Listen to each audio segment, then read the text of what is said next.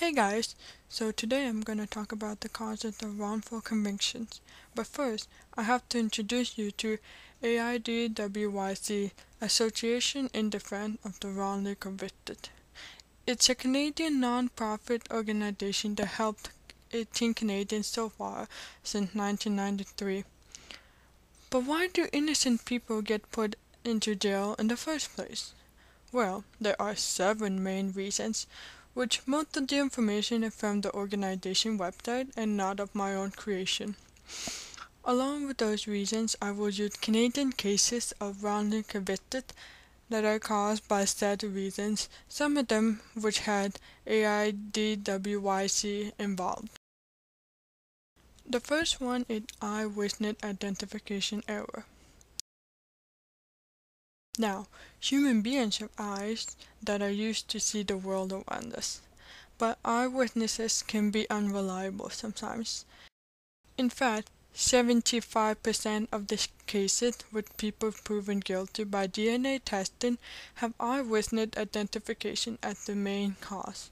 Things like poor memory recall, distinct issues, stress and emotion, and lightning during the event can easily lead to errors without intention.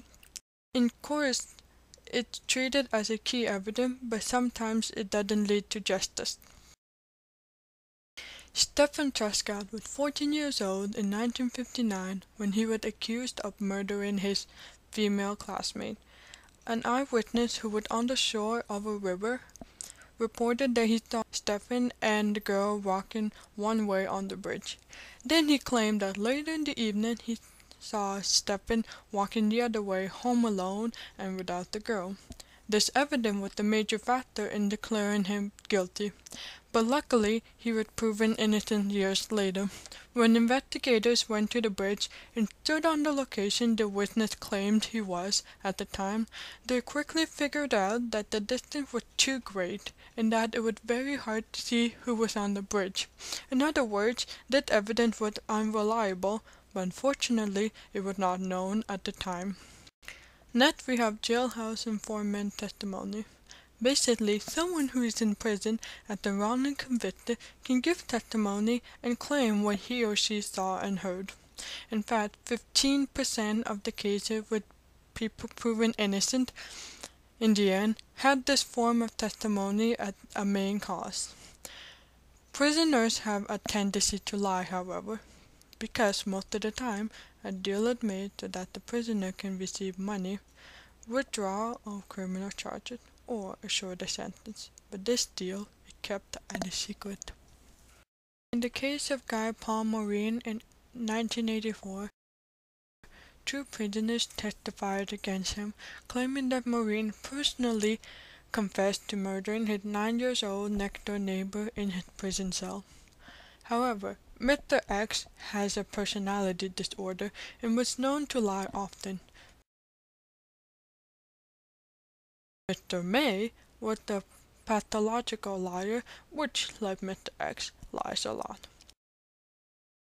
Keep in mind that both of them also have huge criminal records. The good news is that now in Canadian courses, this type of evidence is used with skeptic. An interesting fact from the case is that a group of people recognized that Maureen was wrongly convicted, so they formed the Guy Paul Maureen Committee to help. After closing the case and proving Maureen innocent, the committee decided to help more Canadians by forming at what we know today as AIDWYC. The third main cause is false confessions. Confessions in court are considered very important because if a person personally claims she or he was guilty, then what other evidence do you really need? But why would an innocent person claim guilty and go through all the trouble for no good reason? During their interrogations, the person can go through threats, lack of access to food and water and toilets, and at the end, the final copy of the written confession is used, discarding older versions of them. Most often though, the innocent person does not fully know his or her rights during the interrogations, leading to doubts of what she or he have to do. Convention contamination occurs when the innocent person tells these details of the crime that the police officer believes only the guilty person would know, but the innocent person was told of such details and denied that she or he was guilty, but the officer will not believe that. Sadly, most of these interrogations were not fully recorded from start to end, so evidence of convention contamination is harder to find than what some may think. Next is tunnel vision. Tunnel vision is when a police officer doesn't consider all potential suspects equally, but rather focus on one person only, usually from the start of the case. The officer will use evidence to support his or her suspicion. I do want to clarify that tunnel vision can happen to even the best and experienced officers. It's usually unintentional and officers won't notice until much later. Sometimes it is caused by the pressure from public to find the criminal and quickly before something will happen again. In the case of Thomas Sofonow in 1981, police were convicted that Sofonow was the guilty one, and in fact, they had contact with the real killer at the time. But because they were so focused on Sofonow, they lost the killer, and that killer, quote, was never brought to justice. The fourth cause is systemic discrimination. It is sad to say, but gender and race does play a role when deciding if a person is guilty or not, even today. According to the New York Innocent Report, 70% of the cases overturned by DNA involve racialized persons, yet 70% of the Americans are of Caucasian descent, or, in other words, white people. Canadian data as of February 2013 showed that Aboriginals make up 4.3% of the Canadian population, but 23.2% of the federal inmates are Aboriginal. It is safe to say that some Aboriginal people may be wrongly convicted, but the numbers are a little unclear.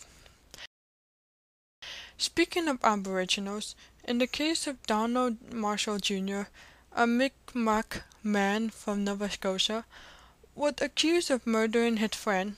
He was put to trial in an all-white jury, and after his release 11 years later with the help of DNA evidence, it was reported that systemic racism was the main reason.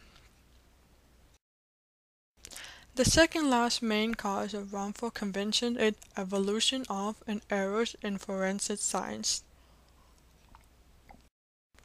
Use of DNA didn't come to play until the 1980s and quickly became useful to the Canadian courts. Evidence from hair, teeth, bullet or weapon marks, blood, and shoe or footprints are important. But is it 100% accurate? Not at all. Due to human interpretation and identification, it is a possibility that it can be unreliable. In the case of Kyle Unger in 1990, hair on the victim's sweater was first proved to belong to Unger,